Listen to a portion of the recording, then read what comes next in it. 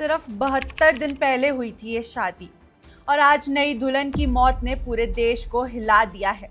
परिवार का आरोप है कि दहेज के लिए उसे इतना प्रताड़ित किया गया, इतना तोड़ा गया कि आखिरकार उसकी जान चली गई। मोबाइल में मिला हाउ टू डाई इजली का गूगल सर्च।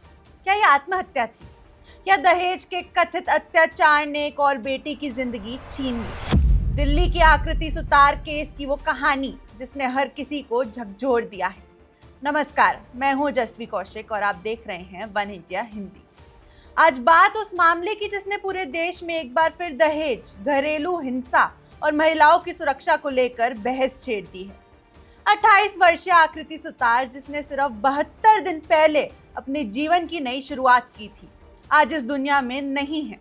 पुलिस इस पूरे मामले की जांच कर रही है, जबकि परिवार का आरोप है कि शादी के बाद उनकी बेटी की जिंदगी धीरे धीरे ऐसे दर्द में बदल गई जिसका अंत सिर्फ मौत हुई।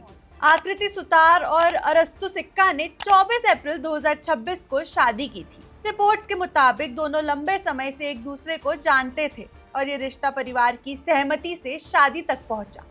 लेकिन परिवार का दावा है कि शादी के कुछ ही समय बाद हालात बदलने लगे। आकृति के छोटे भाई अमय सुतार का आरोप है कि उनकी बहन को लगातार ताने दिए जाते थे कि वे अपने मायके से पर्याप्त सामान नहीं लाई है। परिवार का कहना है कि बेड, सोफा, अलमारी, फ्रिज और एयर कंडीशनर जैसी चीजों को लेकर बार बार बातें होती थी और अप्रत्यक्ष रूप से पैसों की मांग का दबाव बनाया जाता था। इन आरोपों की जांच फिलहाल दिल्ली पुलिस कर रही है। इस कहानी का सबसे भावुक हिस्सा तब सामने आया जब आकृति की नौकरी पर लौटने की वजह पता चलती है। शादी के बाद 1 जुलाई को उन्होंने छतरपुर स्थित एक निजी हेल्थ केयर कंपनी में सेल्स एग्जीक्यूटिव के रूप में दोबारा काम शुरू कर दिया। परिवार के मुताबिक ये सिर्फ नौकरी नहीं थी, बल्कि अपनी शादी बचाने की एक कोशिश थी। उनके पिता का 2019 में कैंसर से निधन हो चुका था और परिवार पहले ही आर्थिक मुश्किलों का सामना कर रहा था। भाई अमय का कहना है कि आकृति नहीं चाहती थी कि उनकी मां या भाई पर और बोझ पड़े। उन्होंने कथित तौर पर कहा था कि वे नौकरी करेंगी, पैसे बचाएंगी और धीरे धीरे वे सारी चीजें खरीदेंगी जिनको लेकर उन्हें ताने दिए जा रहे थे। उन्हें उम्मीद थी कि शायद इसके बाद सब ठीक हो जाए, लेकिन किस्मत को शायद कुछ और ही मंजूर था। नौकरी पर लौटने के सिर्फ 4 दिन बाद यानी 4 जुलाई को आकृति रोज की तरह ऑफिस गई। बाद में वे दिल्ली के लोधी कॉलोनी स्थित एनडीएमसी रेजिडेंशियल कॉम्प्लेक्स पहुंची। वहीं तीसरी मंजिल से गिरने की घटना सामने आई। उन्हें गंभीर हालत में अस्पताल ले जाया गया, लेकिन डॉक्टर उनकी जान नहीं बचा सका।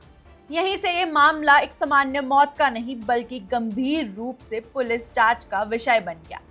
जांच के दौरान एक और चौंकाने वाली बात सामने आती है। मीडिया रिपोर्ट्स के मुताबिक आकृति के मोबाइल फोन में हाउ टू डाई इजली नाम से गूगल सर्च मिला। इस जानकारी ने पूरे मामले को और गंभीर बना दिया। क्या ये किसी गहरे मानसिक तनाव का संकेत था? क्या ये लगातार दबाव में थी या इस सर्च के पीछे कोई और वजह थी? इन सभी सवालों के जवाब फिलहाल जांच का हिस्सा हैं और पुलिस हर डिजिटल सबूत की जांच कर रही है। आकृति के भाई अमय का आरोप है कि उनकी बहन लंबे समय तक परिवार से अपनी तकलीफें छिपाती रही। उनका कहना है कि आकृति को उम्मीद थी कि समय के साथ हालत बदल जाएगी। परिवार ने यह भी आरोप लगाया है कि उनके पिता कथित तौर पर उनके मोबाइल फोन और निजी जिंदगी पर पूरा नियंत्रण रखते थे। भाई का दावा है कि फोन का पासवर्ड बदलने जैसी छोटी छोटी बातों पर विवाद होता था।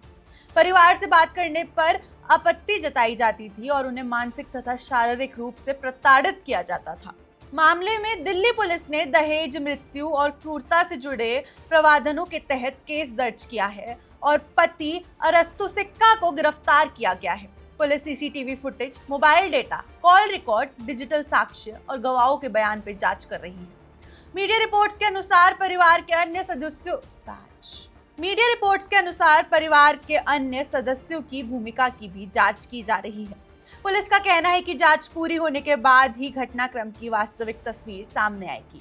ये मामला सिर्फ एक परिवार की त्रासदी नहीं बल्कि पूरे समाज के सामने एक बड़ा सवाल भी खड़ा करता है। हर साल देश में हजारों महिलाएं दहेज और घरेलू हिंसा से जुड़े मामलों में अपनी जान गंवाती हैं। आकृति सुतार केस में भी कई सवाल अभी बाकी हैं। क्या ये आत्महत्या थी? क्या ये दुर्घटना थी? क्या ये दहेज से जुड़े कथित उत्पीड़न ने एक और बेटी की जिंदगी छीन ली? इन सवालों का अंतिम जवाब अदालत और पुलिस जांच से ही सामने आएगा।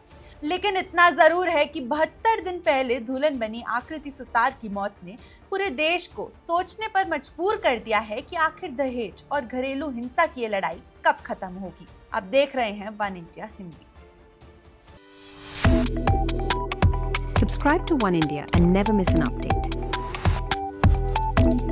Download the One India app now.